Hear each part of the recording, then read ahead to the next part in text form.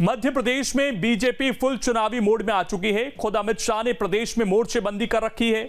आलम यह है कि 6 महीने के अंदर 3 बड़े कार्यक्रम हुए, जिनमें एक में पीएम मोदी तो 2 में अमित शाह ने शिरकत की।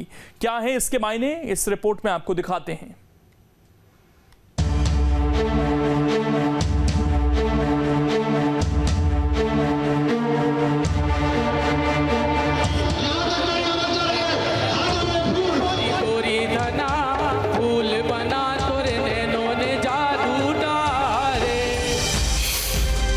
अमित शाह का मध्य प्रदेश पर ध्यान।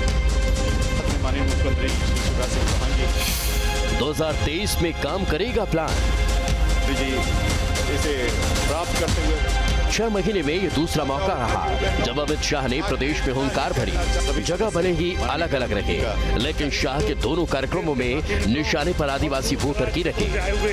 भोपाल के जम्बूरी मैदान में तेंदूपत्ता संग्राहकों को संबोधित तो किया, लेकिन शाह का फोकस ट्राइबल वोटर्स पर ही रहा। मैं यहाँ पर जबलपुर आया था, उस वक्त शिवराज जी ने एकदम स्पीड के साथ, मुझे ठीक से याद है, 17 घोषणाएं आदिवासी समाज के लिए की थी। 17 घोषणाएं। मैंने भी कार्यक्रम के बाद पूछा था, शिवराज जी घोषणाएं तो हो गई भैया, ये लोग हिसाब मांगेंगे। मांगना चाहिए ना भाई, हिसाब मांगना चाहिए नहीं? मगर आज मैं आनंद के साथ कहता हूं, मैंने रास्ते में हेलीकॉप्टर में पूछा, 17 की 17 योजनाओं पर काम चालू हो गया है और आज कुछ योजनाओं को अमल भी शुरू कर दिया। अमित भाई आए, मैं उनकी उपस्थिति में कह रहा हूं, ये जल, ये जमीन, ये जंगल, ये आपके हैं। मध्य प्रदेश ने अपने वनवासी आदिवासी भाई बहनों को जंगल सौंपने का फैसला किया है। वन विभाग केवल सहयोग करने का काम करे। तेंदूपत्ते का बोनस बांटना शुरू किया है। पहले 400 करोड़ रुपए से ज्यादा तेंदूपत्ते की तुड़ाई का पारिश्रमिक बांटा था, मजदूरी बांटी थी, और आज 125 करोड़ रुपया 22 लाख तेंदूपत्ता तोड़ने वाले गरीबों के खाते में जाना प्रारंभ होगा। लाभांश आपको मिलेगा। अमित शाह भोपाल में करीब 9 घंटे रुके। इस दौरान उन्होंने न सिर्फ पार्टी नेताओं से मुलाकात की, बल्कि रोड शो भी किया।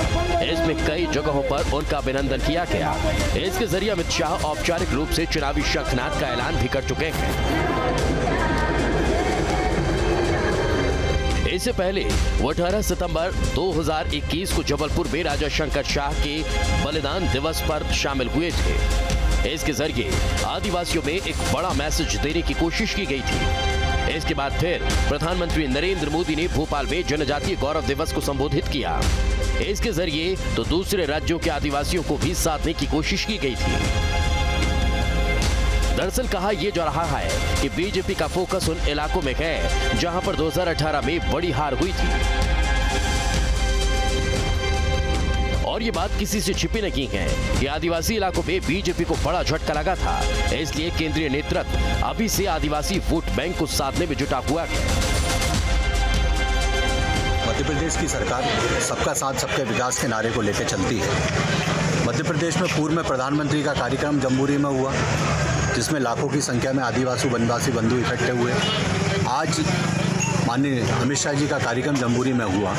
जम्बूरी भोपाल का सबसे बड़ा मैदान है, वहाँ पे बड़े कार्यक्रम हो सकते हैं, इसलिए भारतीय जनता पार्टी का कार्यक्रम वहाँ होते हैं। हमारी सरकार लगातार हर वर्ग की चिंता कर रही है, हर वर्ग के लिए काम कर रही है। कांग्रेस इसको आदिवासी वोटों से जोड़ रही है, तो कांग्रेस की मानसिकता यही है कि चुनाव के समय उसे आदिवासी, किसान, पिछड़ा, सब दलित याद आने लगते हैं। भाजपा सबका विकास सबका साथ का नारे लेके चल रही है, और शिवराज सिंह चौहान जनता के सेवक है, वो जनता की सेवा कर रहे हैं। भारतीय जनता पार्टी आदिवासियों की मसीहा बनना चाहती है। मैं सवाल करता हूं भारतीय जनता पार्टी से कि जो 67 करोड़ रुपए का बोनस उन्होंने दिया गया है, वो बोनस तो कमलनाथ जी ने आदेश किए थे कि वन समितियों में नगद भुगतान किया जाना है, किंतु उनको आदिवासी भाइयों को 15-20 करोड़ रुपए का व्यय करके उनको भोपाल बुला के इस तपती गर्मी में। मैं सवाल करता हूं भारतीय जनता पार्टी से कि इस पूरे कार्यक्रम में नया क्या था? अगर राजस्व ग्राम बनाने की बात बात है तो पहले कमलनाथ जी ने जो 1.5-2 लाख आदिवासियों के पट्टे दिए जाने हैं, पहले उनको पट्टे दिए जाएं। वन्य ग्राम से राजस्व ग्राम में बदलने की जो कवायद भारतीय जनता पार्टी कर रही है, ये आदिवासियों को उनके वन अधिकार पट्टों से वंचित करने का एक कुषड्यंत्र है। अब सवाल है, आखिर प्रदेश में आदिवासियों को साधना कितना जरूरी है, या यूं कहें कि इनका कितना प्रभाव है। तो प्रदेश में करीब 2 करोड़ आदिवासियों की आबादी है, 43 आदिवासी समूह हैं, 60 लाख भील भिलाला जाति के लोग हैं, 51 लाख गोंड समुदाय के लोग हैं, तो वहीं 12 लाख कोल समाज के वोटर। 89 विकास खंडों में दबदबा है। लोकसभा की 6 सीटें रिजर्व हैं, तो वहीं विधानसभा की 230 में से 47 सीटें रिजर्व हैं। लेकिन सच तो यह है कि आदिवासी वोट बैंक का असर लगभग 120 सीटों पर दिखता है।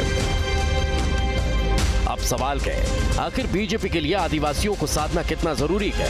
तो दरअसल 2014 के लोकसभा चुनाव में बीजेपी को एसटी सीटों पर बड़ी बढ़त मिली थी, लेकिन लोकसभा की बढ़त को बीजेपी विधानसभा चुनाव में बरकरार नहीं रख पाई थी। 2018 में आदिवासी इलाकों में कांग्रेस ने जबरदस्त घुसपैठ की थी। एसटी के लिए रिजर्व 47 में से कांग्रेस ने 30 सीटों पर कब्जा किया था।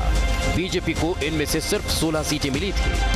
केंद्रीय गृह मंत्री अमित शाह जी के आज भोपाल के दौरे से 2 बातें पुनः साफ हो गई है। एक बात तो ये कि अगले वर्ष होने वाले विधानसभा चुनाव निश्चित रूप से शिवराज सिंह चौहान के नेतृत्व में लड़े जाएंगे, और दूसरी बात यह है कि भारतीय जनता पार्टी अपना सारा दाव आदिवासियों पर लगा रही है, क्योंकि जिस तरीके से आज वन समितियों की इस बैठक में जिसको राज्य शासन का जो कार्यक्रम था, वन विभाग का जो कार्यक्रम था, उसमें बोनस का जो डिस्ट्रीब्यूशन किया और तेंदुपत्ता के जो संग्राहक है उन लोगों के लिए नई घोषणाएं की गई, और साथ में ही 827 वन ग्रामों को राजस्व ग्रामों में तब्दील करने की जो बहुत बड़ी घोषणा हुई है। मुझे लगता है उससे 2 से 2.5 करोड़ जो ट्राइबल लोग हैं, जो आदिवासी लोग हैं, उनके ऊपर आज जाल फेंका है भारतीय जनता पार्टी ने। और मुझे लगता है आने वाले समय में आदिवासी वोटों की चिंता जो आज अमित शाह जी ने अपनी सभा में इंगित किया है, लगता है कि उसी तरफ भारतीय जनता पार्टी जाएगी। और कांग्रेस ने इतने वर्षों तक जिस ट्राइबल वोट पे अपना कब्जा जमा रखा था, उसको शनै शनै बीजेपी ने अपनी तरफ करना प्रारंभ कर दिया था। सच तो यही है कि प्रदेश में आदिवासी जब जिसके साथ रहा है, सत्ता उसी के साथ रही है, और इसलिए बीजेपी उन्हें साथ लाने के लिए हर कोशिश कर रही है, क्योंकि इस बात से इनकार नहीं किया जा सकता कि बिना आदिवासियों के साथ के 2023 में बीजेपी की जीत की राह आसान नहीं हो सकती। मध्य प्रदेश की राजधानी भोपाल में केंद्रीय गृह मंत्री अमित शाह का 1 दिवसीय दौरा हुआ। इस दौरे के कई मायने हैं। खासकर बीजेपी इस समय आदिवासियों पर फोकस कर रही है, क्योंकि 2018 के चुनाव में हमने देखा था कि जिस प्रकार से आदिवासी वर्ग को कहीं ना कहीं कांग्रेस का साथ मिला और कांग्रेस के लिए उन्होंने विश्वास भी जताया। शायद यही वजह है कि अब भारतीय जनता पार्टी का पूरा फोकस पूरी तरीके से आदिवासियों पर है। केंद्रीय गृह मंत्री अमित शाह का आज 1 दिवसीय दौरा हुआ। प्रधानमंत्री नरेंद्र मोदी ने जिस जगह पर सभा ली थी, उसी जगह पर आज अमित शाह का भी जो कार्यक्रम था वो आयोजित किया गया। इसके भी कई मायने निकाले जा रहे हैं, लेकिन कहीं ना कहीं भारतीय जनता पार्टी पूरी तरीके से अब आदिवासियों पर फोकस कर रही है। वीडियो जर्नलिस्ट अभय के साथ जितेंद्र शर्मा, न्यूज़ स्टेट, भोपाल।